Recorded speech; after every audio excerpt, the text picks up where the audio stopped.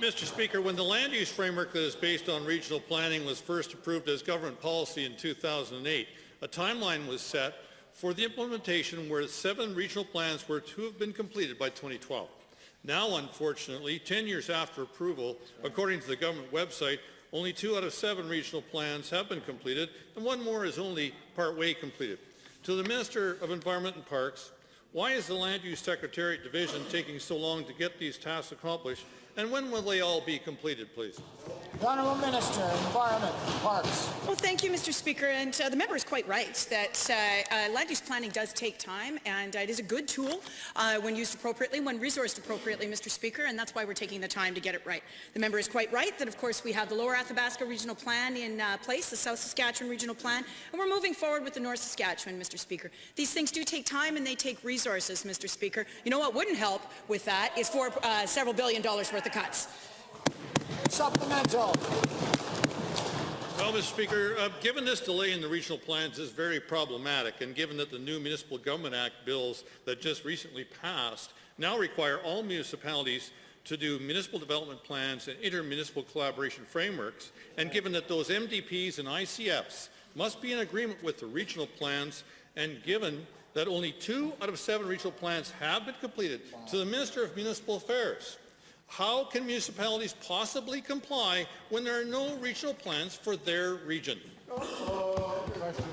Minister of Environment and Parks. Well, thank you, Mr. Speaker, and yes, the member is quite correct. In places where there's a regional plan in place, Mr. Speaker, the municipal planning is done in accordance with that, Mr. Speaker.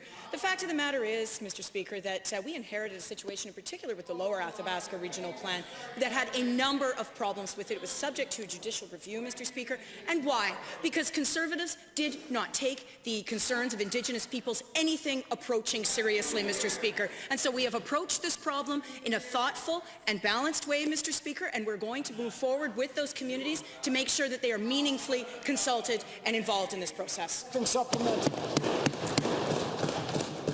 Mr. Speaker, given the land use framework required the entire regional system to be completed in a timely fashion based upon the process that was in place 10 years ago, and given that this NDP government has dragged their feet on this very important system and since getting into power has made it even more complicated by injecting dozens of new changes to the Municipal Government Act, to the Minister of Environment and Parks, once again, with all of these changes to the system by Municipal Affairs, what now will be the timeline for the completion of the regional plans?